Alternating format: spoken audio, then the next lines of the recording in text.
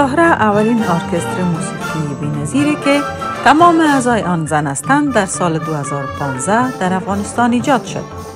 زهره برای اولین بار به تاریخ 24 بود در سفر به انگلستان آمده بود و تصویر خوبی را از کشوری که فقط چند سال پیش موسیقی در آن ممنوع بود و زنان در آن حق تحصیل نداشتند به جهانیان به نمایش گذاشت.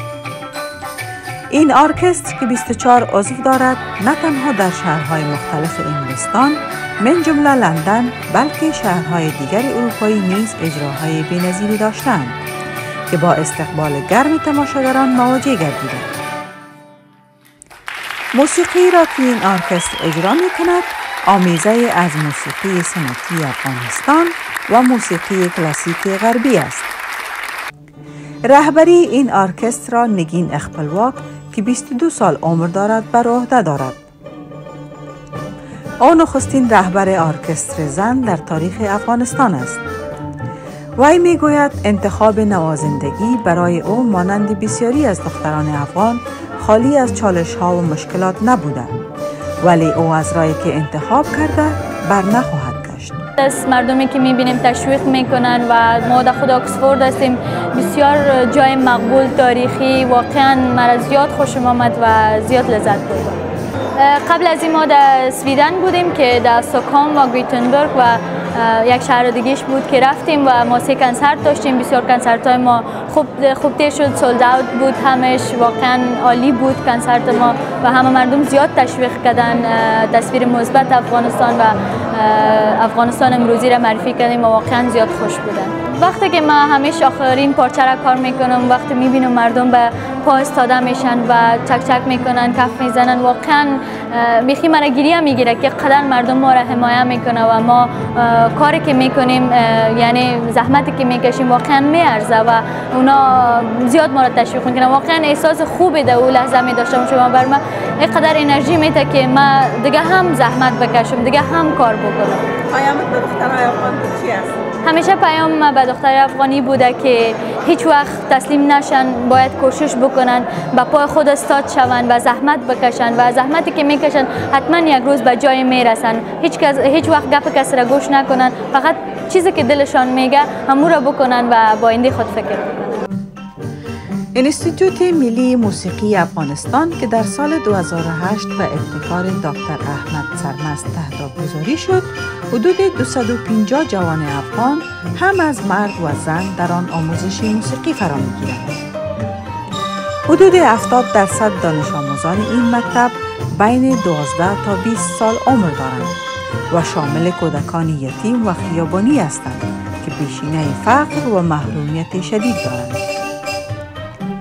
تعداد هنرجویان این انستیتوت قرار است به 320 نفر افزایش یابد و برنامه‌های برای گسترش این انستیتوت به سایر شهرهای بزرگ مانند هرات، مزار شریف و جلال آباد نیز روی دست است.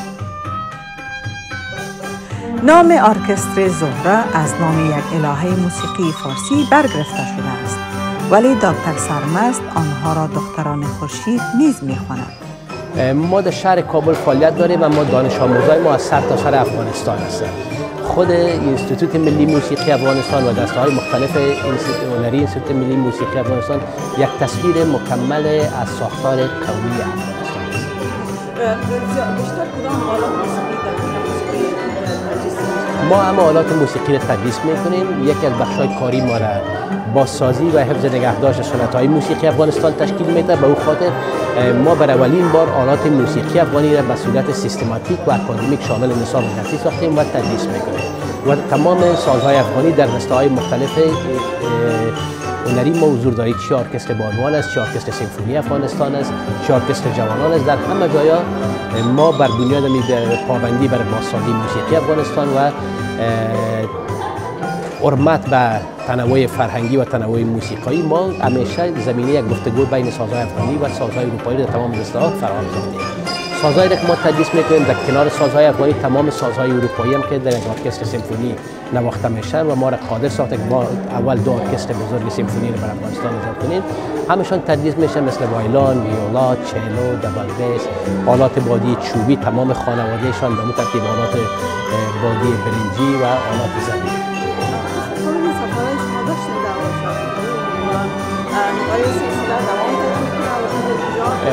انستیتوت ملی موسیقی افغانستان خوشبختانه از سال 2010 به این طرف مشعلدار دیپلماسی فرهنگی بین افغانستان و جامعه جهانی بوده. ما در مدت کمتر از 10 سال به 30 کشور 34 کشور سفر کردیم و این سلسله سفرهای ادامه داره. سفر امروز نه سفر اول بود نه سفر آخر. به تأکید دادیم ما با دسته های کوچک و بزرگ خود سفرهای داریم به ترکیه، به هندوستان و به ایالات متحده آمریکا در این سال. قرار است که سفر هم سرش کار صورت میگیره که بسیار امکان داره ما به زودی سفر هم به آیلند شمالی داشته باشیم. پر افتخارترین یا پر لذتترین لحظات زندگی من بعد از هر کنسرت دانش آموزان انستیتوت ملی موسیقی افغانستان. ما معمولا تمام کنسرت های دانش آموزان ما با اشک همراز می‌کنیم و از هر دستاورد از اینا اشک خوشی به چشمای من سرازیر میشه.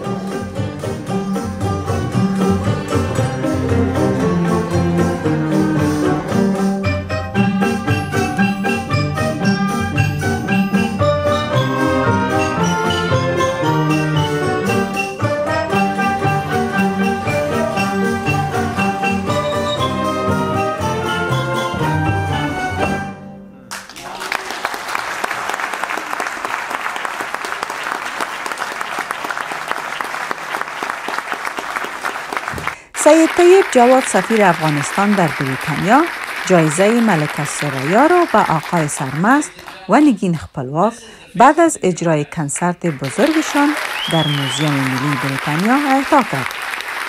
آقای سرمست گفت این جایزه اش را به زنان افغانستان تقدیم می‌کند.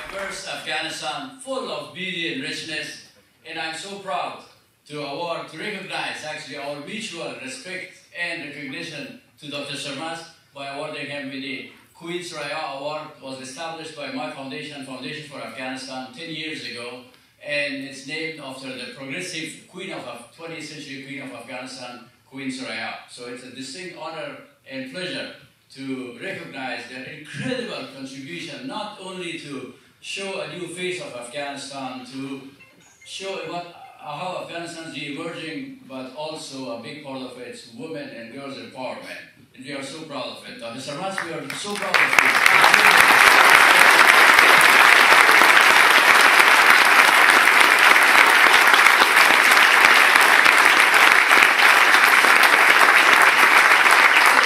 It's an honor and privilege to present this award to the first female conductor in Afghanistan.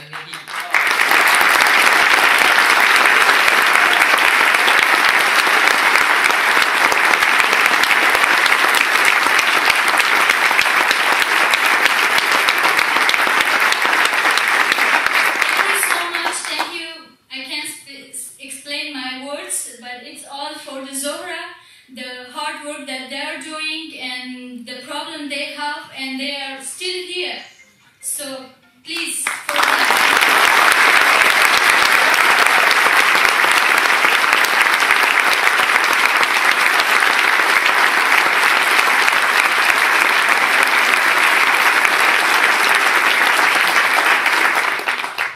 I highly appreciate the acknowledgement and the recognition by such a prestigious award of Malika Suraya, a pioneer for fighting and ensuring gender equality in Afghanistan, who caused eventually the throne. I dedicate this award to the women of Afghanistan.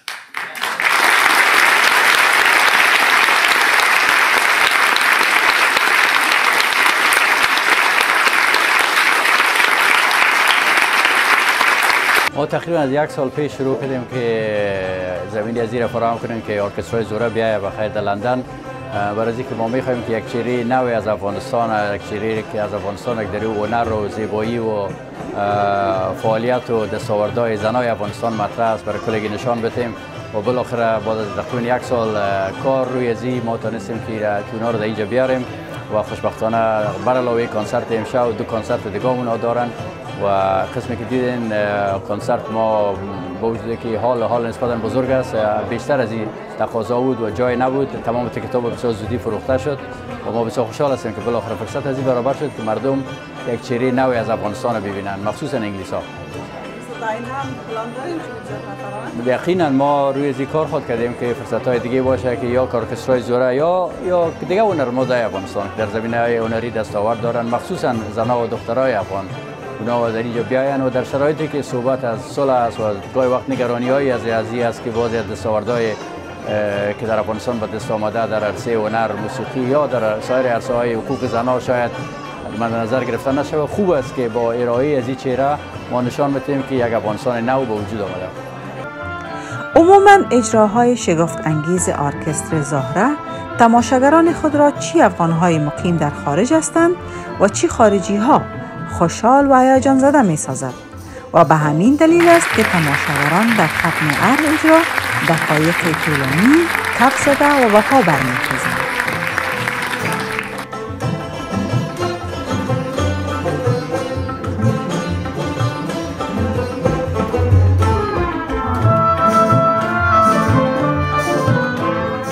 کنسرت امشب واقعا عالی بود به خاطر از اینکه برای اولین بار یک دختر افغان معرفی شده بود و از طرف همین دخترایی که وجود داشتن و برنامه موزیک اجرا کردن واقعا عالی بود و این افتخار است بر تمام خانم‌های افغان، مخصوصا از آقای سرمست که در یک گروه درست کردن، گروه زوره را و این بسیار واقعا خوش گذشت. تشکر. ما امروز بسیار جای مسرت است که ما میمان سفارت افغانستان بودیم و موسیقی مکتب موزیک افغانستان آمده بودند و برای ما بسیار یک مجلس بسیار خوب با وجود که دوستا وطندارا را دیدیم و ضمناً از این مجلس بسیار یک لذت بردیم و ما امیدوار هستم که تداوم این مجالس دائم باشه و برای افغانا و برای جهانیان ما نشان بدیم که ما و افغانستان را که شما فکر میکنین ما و افغانستان نیستیم. ما افغانستان اینی چهره افغانستان است که ما به جهانیان نشان دادیم که چرا امو سخن حضرت بیدل است که میگه از هجوم اشک ما بیدل مپرس، از هجوم اشک ما بیدل مپرس، یار میآید چراغان کرده. بیننده های عزیز تلویزیون هستی، این بود گزارش ما از اولین کنسرت ارکستر زهره در لندن. تا گزارش بعدی شما را به خداوند بی‌نیاز می‌سپاریم. اوستا تلیار آزاده، تلویزیون هستی، لندن.